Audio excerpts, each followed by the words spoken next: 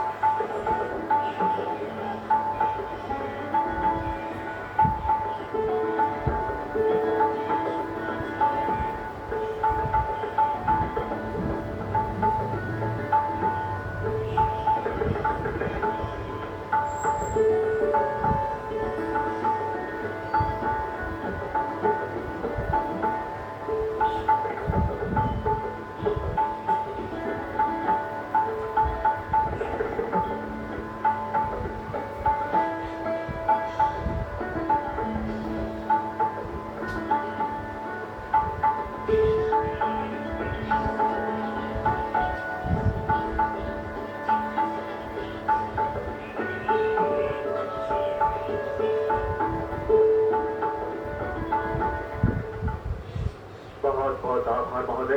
देखिए सज्जनों, hydrogen train की शुरुआत करते हुए आज माननीय प्रधानमंत्री जी द्वारा चीन को विश्व पटल पर स्थापित किया गया है।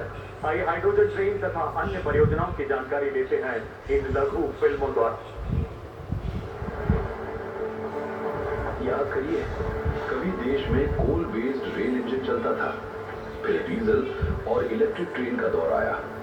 2014 के बाद प्रधानमंत्री श्री नरेंद्र मोदी जी के दूरदर्शी नेतृत्व में भारतीय रेल लगातार आधुनिक, तेज, स्वच्छ और सुरक्षित बन रही है।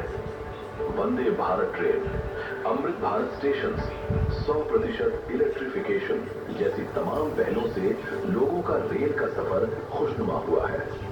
और अब हमारी रेल भविष्य के ईंधन के साथ तैयार है। जी हाँ, हाइड्रोजन। अमृत काल में हमें भारत को ग्रीन हाइड्रोजन के प्रोडक्शन और एक्सपोर्ट का ग्लोबल हब बनाना है। ये ऊर्जा के क्षेत्र में भारत की एक नई प्रगति उसको आत्मनिर्भर कराएगा और पूरे विश्व में क्लीन एनर्जी ट्रांजिशन की नई प्रेरणा भी बनेगा। आज का दिन ऐतिहासिक है जब प्रधानमंत्री जी जिंद और सोनीपत के बीच भारत की पहली एवं दुनिया की सबसे पावरफुल हाइड्रोजन ट्रेन राष्ट्र को समर्पित कर रहे हैं। ये केवल एक ट्रेन भरी नहीं, बल्कि आत्मनिर्भर और स्वच्छ भारत की दिशा में भी एक बड़ा कदम है। ये ट्रेन अत्याधुनिक हाइड्रोजन फ्यूल सेल तकनीक पर आधारित है, जिसमें हाइड्रोजन और हवा से प्राप्त ऑक्सीजन का इस्तेमाल कर बिजली तैयार होती है और उस बिजली से ट्रेन चलती है। हाइड्रोजन को हाई प्रेशर वाले विशेष सिलेंडरों में स्टोर किया जाता है। इस ट्रेन में फ्यूल सेल के साथ अत्याधुनिक लिथियम फेरोफॉस्फेट बैटरियों का हाइब्रिड सिस्टम भी लगाया गया है। हाइड्रोजन ट्रेन ग्रीन मोबिलिटी की भी मिसाल है। इसमें किसी प्रकार का कार्बन एमिशन नहीं होता है, केवल वाटर वेपर ही उत्सर्जित होती है। मतलब हाइड्रोजन ट्रेन यानी जीरो फॉसिल फ्यूल। साथ ही ये ट्रेन पारंपरिक इंजनों की तुलना में बेहद कम शोर करती है, जिससे ध्वनि प्रदूषण पर भी अंकुश लगता है और यात्रियों को शांत वातावरण में सफर का आनंद मिलता है। और पारंपरिक विद्युत रेल प्रणाली की तरह इसे पूरे मार्ग पर ओवरहेड विद्युत लाइनों की आवश्यकता भी नहीं होती। अपनी ऑन बोर्ड ऊर्जा प्रणाली से हाइड्रोजन ट्रेन स्वच्छ, कुशल और टिकाऊ परिवहन का आधुनिक विकल्प देती है। भारत की ये उपलब्धि दुनिया के लिए भी एक नया बेंचमार्क हाइड्रोजन ट्रेन विकसित की है। 2600 यात्रियों की क्षमता और 3200 हॉर्स पावर की शक्ति के साथ ये विश्व की सबसे ताकतवर और सर्वाधिक यात्री क्षमता वाली हाइड्रोजन ट्रेन है।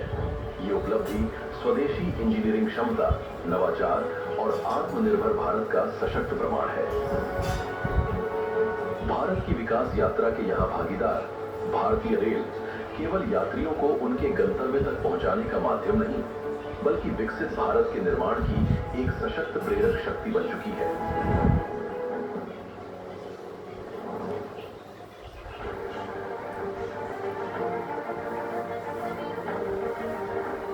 आज हरियाणा के लिए एक ऐतिहासिक दिन है।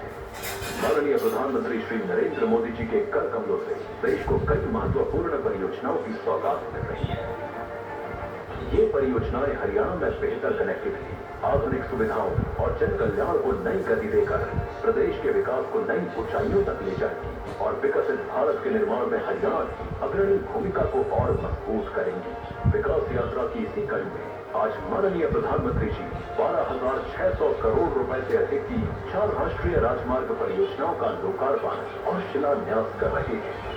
Delhi Amritsar Katra 4 lane greenfield expressway से दिल्ली से कटरा की यात्रा लगभग 14 घंटे से घटकर 6 घंटे और अमृतसर की यात्रा 8 घंटे से घटकर 4 घंटे रह जाएगी। इससे मौजूदा NH-44 पर वाहनों का दबाव कम होगा और ट्रैफिक जैम की समस्या से राहत मिलेगी।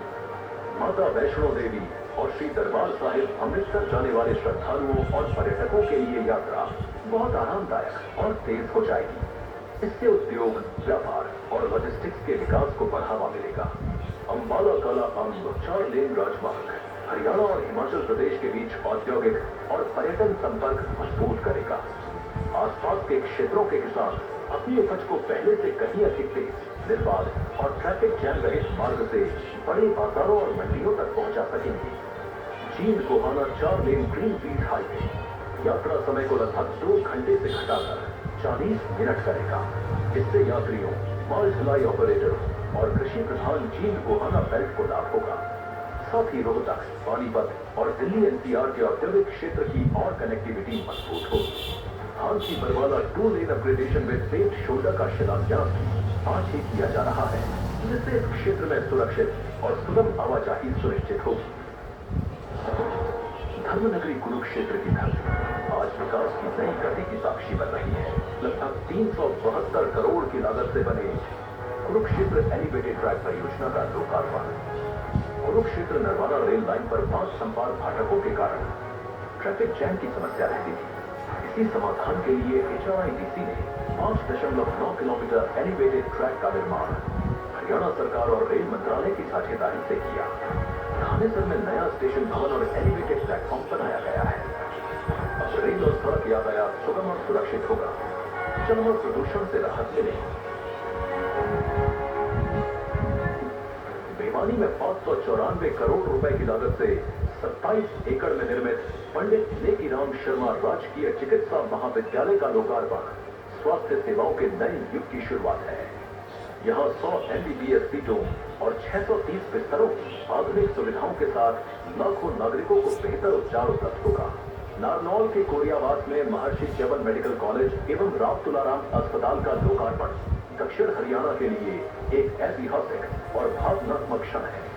कोरियावास ग्राम पंचायत की 76 एकड़ भूमि पर स्थापित ये संस्थान 844 करोड़ रुपए की लागत से तैयार हुआ है। इस मेडिकल कॉलेज के साथ 650 बिस्तरों का आधुनिक अस्पताल भी बनाया गया है, जिससे नारनौल और आसपास के क्षेत्रों के परिवारों को बेहतर उपचार का भरोसा मिलेगा। यहाँ OPD सेवाएं शुरू हो चुकी हैं।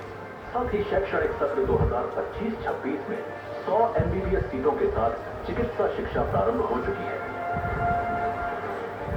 धर्म, इतिहास और आस्था के दिव्य आज केंद्र सरकार की जनहितकारी योजनाओं से हरियाणा मानव उत्थान के नए रिकॉर्ड बना रहा है।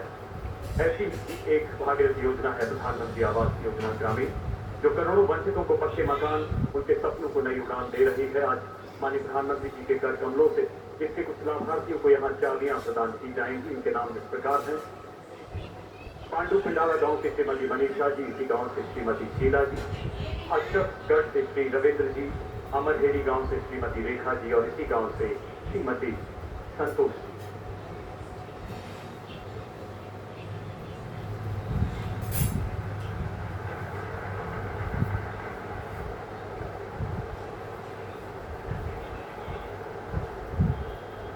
एक बार पुनः तालियों के जय घोष से अलौकिक पलों का स्वागत करें। माननीय प्रधानमंत्री जी का धन्यवाद करें देवी और सज्जनों। और अब समय उस ओजस्वी उद्बोधन का जिसके लिए आप सभी बेताब हैं, जिसके लिए दुनिया का हर मंच प्रतीक्षा रहता है।